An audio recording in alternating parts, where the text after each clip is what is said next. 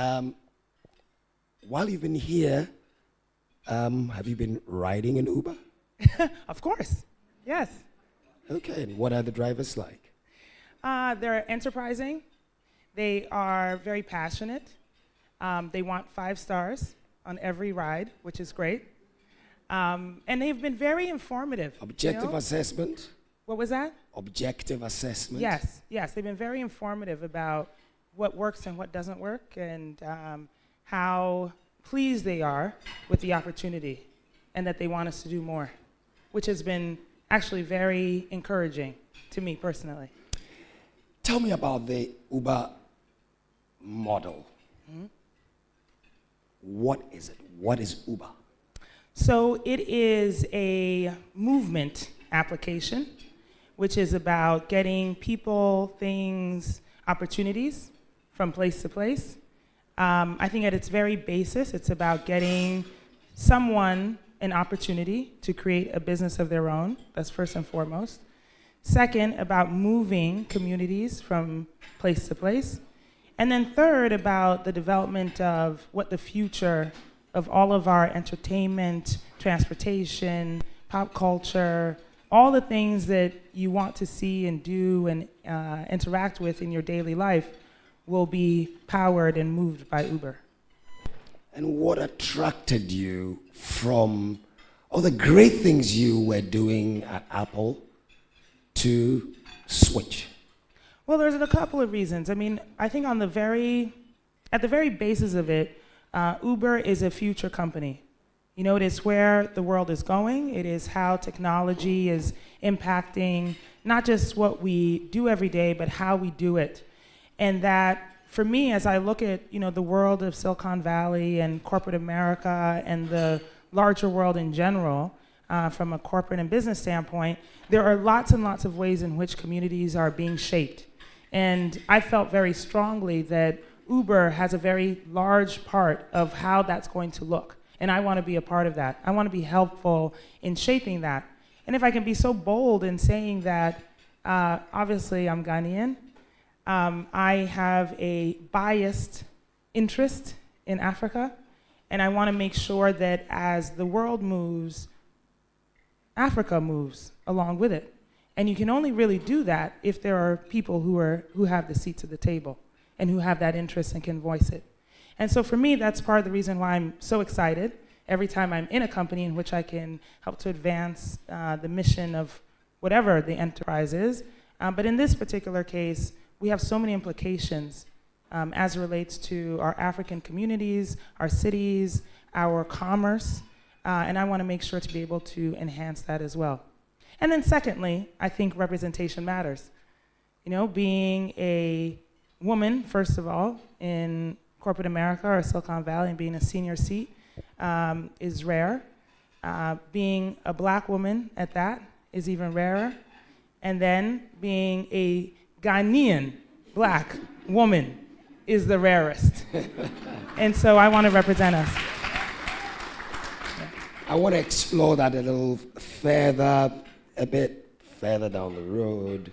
So did you call Uber or did Uber call you? Ooh, that's a really good question. It was almost exactly a year ago, actually, that it almost feels like it was called into being. I was going from my vacation with some girlfriends.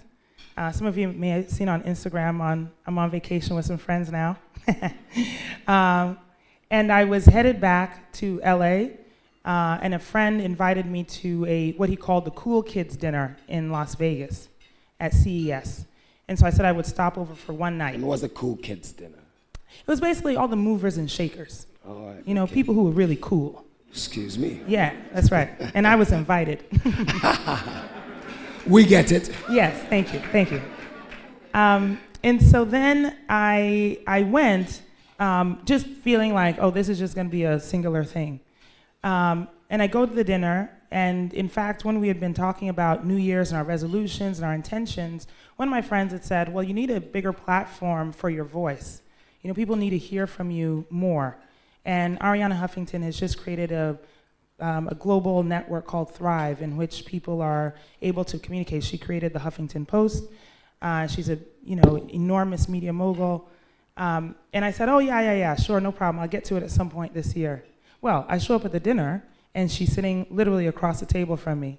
And she gets up, and she comes around, and she's like, who are you? Like, you're super cool. I would like to get to know you. I was like, yeah, that's right. I am cool. Thank you. And it sparked off a relationship that became really quite a bond. She advised me on many things. And even in terms of like movement in my own career, that sort of thing. And at one point, I was having a conversation with her because she had just joined the board of Uber. And she was telling me about some of the challenges that they were having, both from a perception standpoint as well as some of the challenges in breaking into new territories or new cities. And she said, well, what would you do, if you were in that seat? And so I prattled off, blah, blah, blah, blah, blah, blah, blah, because I have a penchant to do that. And she said, you know what, you should tell the CEO that. And I'm like, well, why would I? Okay, sure, So she invited me to her house. He happened to be in LA. It was supposed to be an hour lunch. It turned into an 8-hour conversation. And during the course of that, I just found myself, really enamored by the idea and the concept of Uber and what it could do in the world. Just the enormous growth. It's just such an exciting place. And so I went back to my, office at Apple very comfortably, doing my daily work, and I kept thinking about what I had told him, and what we had been discussing. And I thought, man, I gotta go. I think I gotta go. I gotta go do that job, And I think coupled with the fact that, again, right now we are in such a position, a strong position for female leadership. And for me, having a chief seat in Silicon Valley, in the corporate world, means more than just the job. It means the opportunity. It means visually representing what it can be like, that we can look like this, we can wear our hair like this, we can dress like this, we can wear stilettos like this, and still achieve. And so for me, it's very important that I show up as all of me. As Bozoma. Correct, and pronounce it. Yes, Bozoma, that's correct, And that for me, there's a real importance in not just sitting in the corporate boardroom, sort of hidden, but being very visual and very loud. Frontline. That's correct. So you went from being cool to becoming uber cool. You know what? He gets 100 points. That's incredible. I'm going to use that. I'll credit you, though. I'll invoice you. Is Uber misunderstood? I don't think it's misunderstood. I think people really understand what the product is. I think the first time that you use the platform, you get it. It's like magic. You don't necessarily need to understand all of the intricacies, but you know that you push the button and something happened. It's magical. You don't need to be an engineer in order to get it. And for me, it's also the fact that it is a new way of being. And that once people, it's like any habit, once people start using it, it becomes the thing to do. And so I don't think the product is misunderstood. I think the intention of what we are trying to do in the world sometimes is misunderstood. Okay. Your daughter is here, Lael, yes. Right? She's 8. Yes. In 20 years, how will she go to work? What will her workplace look like? Oof. What will her workplace look like? Well, hopefully it'll be more diverse because of all of us in this room. Maybe Lael should give us the answer. Kidding. Maybe. But I do have high hopes for her. I think any parent does. That you hope that the children, the world that your children grow up in is better than the world that you found. And that perhaps the movements that you make prepare them to do greater than you've done. I want the things that I do, the stages I'm on, the places I go, the countries I visit, the vacations I take, I want those to be table stakes for her. I don't want those to be aspirations. Right. Yeah. Right. I want those to be table stakes. And,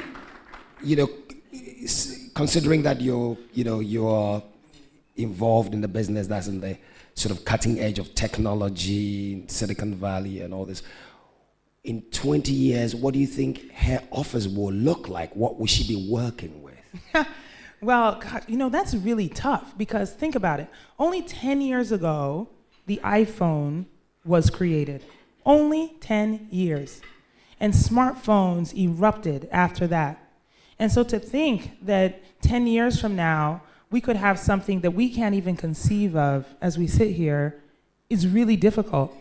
I'm hopeful that because of the expanse of the experiences that she's getting, she will be better able to adapt to the growing change in the world because it's happening so quickly than perhaps many of the other people in the world, that she will hopefully have an opportunity to do better because she is open to new ideas and new ways of working and new ways of thinking. And I really hope that we're able, each of us in this room, that we're able to do that for young people in our lives. They don't have to be our children. That hopefully we are inspiring and opening up the concept to other children in our lives who will hopefully then take that further, that they will then be able to look at a new problem and not see it as a challenge, that they'll be open to it. That way new concepts and ideas won't be foreign, that they won't stop and have to recalibrate and think about how am I going to get over this, because everyone else is jumping faster over that thing. So my hope is that in 20 years, I may not be able to conceive what her workplace will look like because it hasn't been created, but that she won't slow down. Right. Leo, clear? There are a number of people here who are in marketing. What are some of the tips, the tricks that have worked for you? Right. Well, how many marketers are there? Are there a lot in here?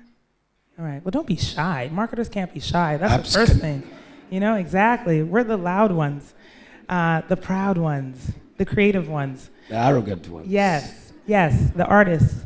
You know what? I think the main trick for me, or the thing I go to most, is being able to trust my gut.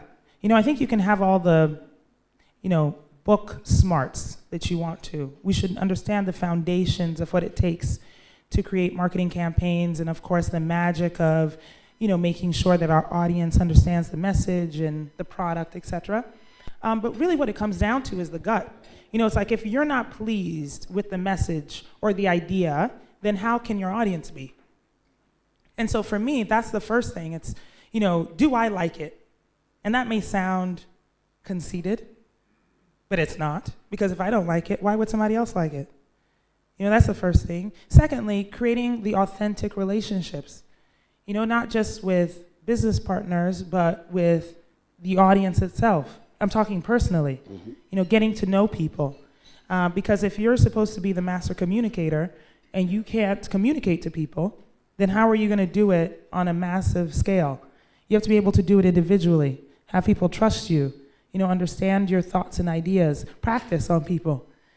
Before I ever go into any boardroom to pitch an idea, I first practice it on everyone who will listen, even strangers in the grocery store. So what do you think about, just to see what their thoughts and reactions are, because quite honestly, you'll get the truest responses from people who don't owe you anything. Right. When you get into the boardroom or into court, people want to be polite, and they may not like the idea, or they may have challenges with it, or may want to dismantle it, but won't tell you to your face. And so if you're able to get that... I thought that only happened here. Ooh, no, it happens everywhere. But if you're able then to get that, break down some of those barriers or address some of those concerns early on, by the time you get to the, to the real room to sell it, you're pretty much scot-free. What influenced your career choice? Because you studied English. Yes. Right, and what, African American studies? Yes. Correct? And pre-med. And what? And I was pre-med, yeah. Pre-med? Yeah. Okay. I did everything. All right. Because I'm cool, like I said. So you did that at Wesleyan, right? Yes. Which is also Wesleyan where University. your father went. Yes. Dr. Yes. Apianda Arthur. Yes. Who, by the way, was a minister in President Hillary Man's government. Yes. And your mom, by the way, is here. Yes. Hi, Mom. I think you should stand up and show off your head. I know, because she's so beautiful. Look at her. Yes. It shows off her beautiful face that much more. Yes, so career choice. Yes, so, what's interesting, I grew up thinking that I was going to be a doctor because early on, my parents moved us to Colorado Springs, Colorado when I was 12. And I was really good in sciences and math, and therefore, very much like what we're just talking about with being rare, there weren't very many black girls in Colorado Springs, Colorado, who were doing well in sciences and math. And so many colleges, were approaching me about, studies and wanting to, attract me for those reasons. And so I went to school thinking that that's what I wanted to do.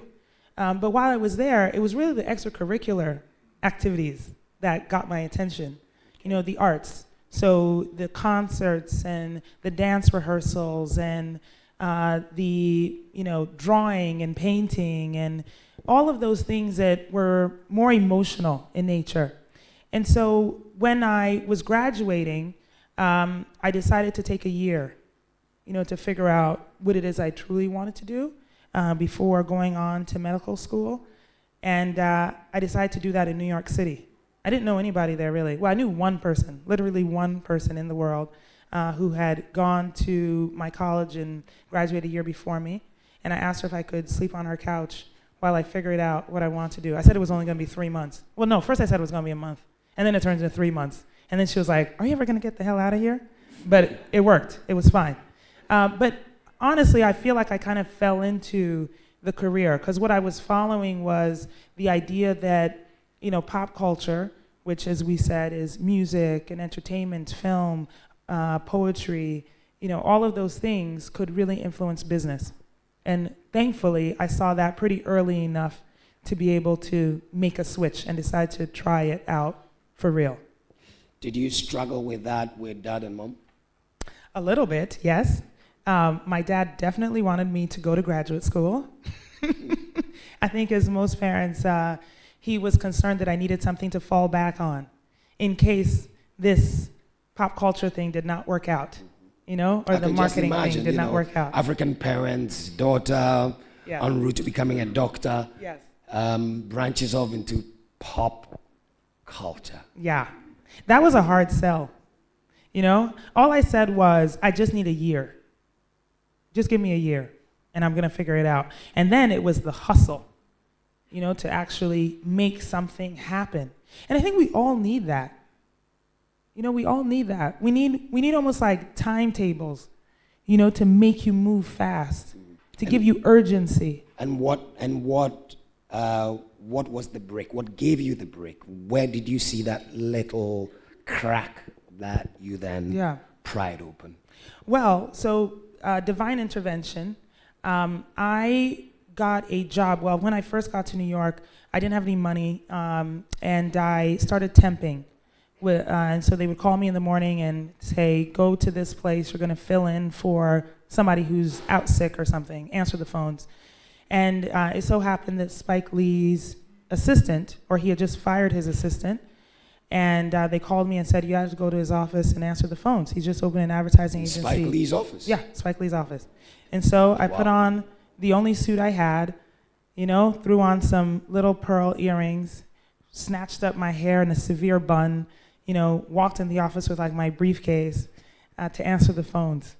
And he came out of his office and he was like, who they send me, Miss America? And I was like, no, actually Miss Ghana, but that's okay. You know what I mean? True story, actually. He'll tell you that himself. In any case, I worked for him for 4 years, which meant that, that little opportunity cracked open an opportunity for me to showcase what I was capable of. And my true break came when early on, or in the middle of that process of doing the advertising work with him and the agency, there were only 5 or 6 people at the agency, by the way. So everyone was wearing many hats. So it really gave me the opportunity at a young age to be able to throw my hands all the way in. And one of the companies that we were going to pitch for the business was PepsiCo. And Pepsi at the time was using a lot of musical artists to sell their product. And they sort of hit a rut. And they were looking for, someone who was interesting in pop culture to continue to put the message forward. Well, I was in New York, young and having a very good time in the streets and such. And I'd run into quite a few people who were artists and stylists and all kinds of different things. And I'd run into Beyoncé, who had just left Destiny's Child, or was in the process of leaving Destiny's Child. You run into Beyoncé? Well, we're in the streets, man. We're in the clubs. We're having a good time out here. And there was this moment in time, because I think now you look back and you think, oh, Beyoncé, of course, like she's a mega superstar, but at the time she had just left Destiny's Child. And when you think about it, there aren't that many successful solo artists coming out of girl groups, or boy bands, by the way. Like, you can name them on, like, one hand. And so folks weren't actually giving her a chance. And she had just filmed Carmen, the hip opera, on MTV. And I thought it was really quite fascinating that you would take, no, I'm fine, thank you, that you could take something as complex as opera and turn it into hip hop and serve it on MTV to a young audience. I just thought it was brilliant and fascinating, So as we were pitching ideas back and forth in the office, it was Spike and the creative director and the art director and other folks. And, they were like naming all these, other artists who could come and sing and do like the classic drink shot, right? And I was like, well, what about Beyoncé? Like, I just saw her on the hip opera, and I think she's so amazing, and it's such a complex idea. And Spike loves complexity, so of course he was like, oh, that's interesting, like, we should do that. And literally, we filmed that. We filmed her playing Carmen, doing a little bit of the hip opera, changed a few of the lyrics for Pepsi, filmed it, and it was a commercial. And that was the moment that I was like, you know what? Like, you can take some of these ideas that seem like maybe they're out here and string them together and create something new and magical. Magic. Yeah. Yes, you may applaud. It's okay. And tell me about growing up and pepper soup. Oh, yes. Okay, so guys, listen, because you guys will really appreciate this. Sometimes I tell it in front of an audience and people laugh, but you guys will really get it. So, I was 12, right? 13, 14, 15, in Colorado Springs, Colorado, which is not diverse at all, with classmates who really had only grown up in Colorado. And they weren't very used to people from different places.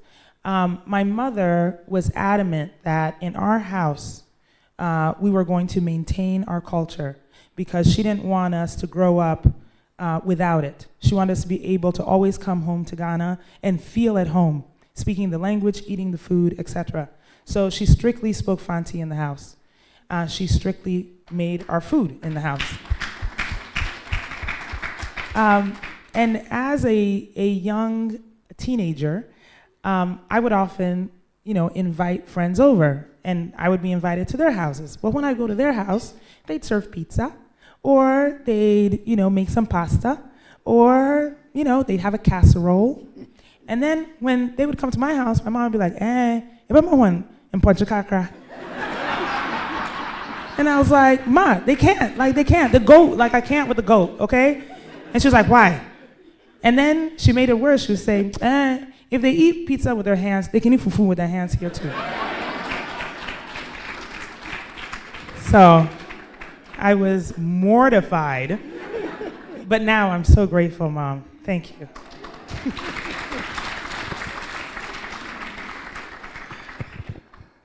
And so it's been a wonderful journey, but in 2011, you lost your husband? It's 2013, yeah. 2013. Mm-hmm. What happened? Well, we had been married for 10 years, together for 13 years. At the time, both of us had enormous sort of skyrocketing careers. He was in advertising as well as a producer. I had just come off of orchestrating the NFL Super Bowl performance with Beyoncé. It was a magical time. You know, I felt like I was just hitting my stride. And he was doing really well too. And we had our daughter was 4, and life was good. And in May of that year of 2013, just around her birthday, we discovered that he had cancer, a rare cancer called Burkitt's lymphoma. And what does it do? it essentially attacks the lymph nodes. And so the way that the oncologist described it was like, it's like whack-a-mole, you know? It pops up here, and then it pops up here, and then it pops up here. It just pops up all over the place. And there are tumors, little tumors. So unfortunately, we were not, you know, we weren't unused to cancer. Both of our mothers had battled cancer. So we went in saying, okay, what's the treatment plan? You know, is there surgery, chemo, radiation, all of those things? And the oncologist first gave all the options, no surgery, but chemo and radiation. And then eventually said, you know what, none of the chemos are working. We're gonna try 9 of them at one time. None of that was working. And so in October of that year, he was told that he would not make it, and that his cancer was gonna be terminal, and that he only had a few weeks to live. Which was a shock to us because clearly he had just been diagnosed. We've been really fighting the good fight. And it created, back to the urgency that we were talking about before, you know, it created this urgency for us that we needed to do everything we wanted to do before he was gone. You know, meant that if he wanted to go camping with Lael, he needed to do it, like that day. There was no next week, there was no, you know, which he did. If he wanted to make up with a friend, I called them and said, hey, you better get over here. You know, and he did it. If we wanted to make up for all of the little fights that we'd had along the years, we cleared the air. You know, it created this sense of purposefulness to do things today. Not to wait till next week or wait till next year, but to do them right now. Because you really don't know how long we have. I think we all hear that, you know, constantly. You hear, we don't know how long you have, so you might as well do it. But the truth of the matter is that we really don't know. And when you do know, it gives you that much more urgency, fire to do everything that you wanted to do. Unfortunately, by December of that year, then he had passed away. And I was left devastated, you know, trying to figure out what happens next. I was concerned, of course, about raising our daughter by myself, because that was not what I had planned to do. I was also concerned about financing, you know, our life, because like I said, she was 4, and I was thinking, oh my God, you know, we have a whole lifetime, you know, have to get her through school and through college and marriage, and oh my gosh, you know, what am I gonna do? But for me, the real truth of the matter is that the grace that he left me with and the gift was the urgency. You know, the need to never settle for the things that you think are impossible to attain, or the need to do it right now, and to never take no for an answer. Do it right now. Oh.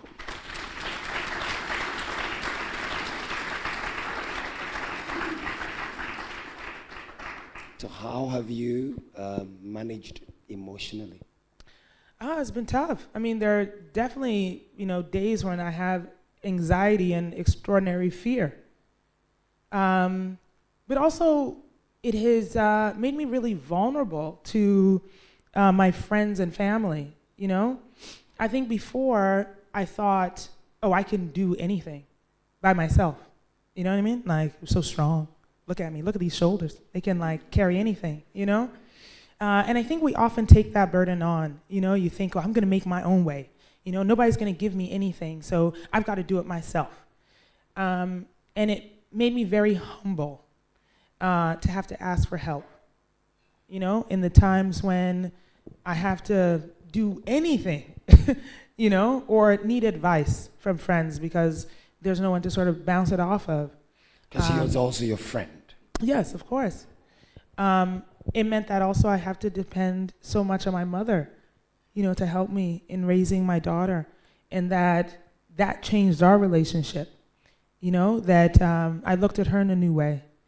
And for me, it has really been an emotionally growing time because, like I said, there is this sense of purpose that probably was not honed very clearly before, but also this ability to be free with saying, I need help me.